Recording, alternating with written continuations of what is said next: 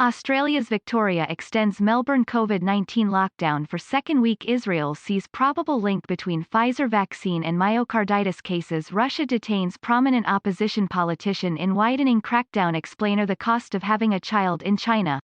Australia's Greta Thunberg steps up climate change activism. Indigenous groups call for Canada to identify graves after remains of 215 children found. Belarusian opposition leader believes blogger tortured. 3-child policy. China lifts cap on births in major policy shift. North Korea slams end to U.S. guidelines limiting South Korea missile range. U.S.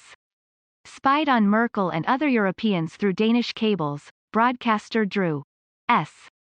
spied on Merkel and other Europeans through Danish cables. Broadcaster Dr. Naftali Bennett. The right-wing millionaire who may end Netanyahu-era Biden to press Putin on respecting human rights in Geneva. Netanyahu's grip on power loosens as rival moves to unseat him. UK PM Johnson marries fiancé in secret ceremony. Reports with bells and flowers.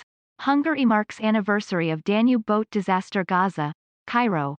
Reuters. Hamas chief Ismail Haniyeh arrived in Cairo on Tuesday for the first in a series of talks this week between Egyptian authorities and Palestinian factions that aims to reinforce a ceasefire with Israel, Palestinian and Egyptian sources said. Haniyeh's visit came in response to a special invitation from Cairo, in advance of a broader meeting of Palestinian factions that could begin as early as next week. Hamas spokesman Hazem Qassem told Reuters. Egypt has played a major role in the brokering of a ceasefire between Israel and Hamas, the Islamist group which rules Gaza, after 11 days of conflict erupted on May 10. More than 250 Palestinians were killed in hundreds of Israeli airstrikes on Gaza during that conflict. Rockets fired by Gaza militants killed 13 people in Israel. Haniyeh and Egyptian officials will discuss cementing the truce with Israel as well as reconstruction plans for Gaza, Qassem said. Egypt has said it will allocate $500 million for the reconstruction. Egyptian authorities hope to meet members of Hamas rival Fatah, including Palestinian President Mahmoud Abbas, the Egyptian sources said.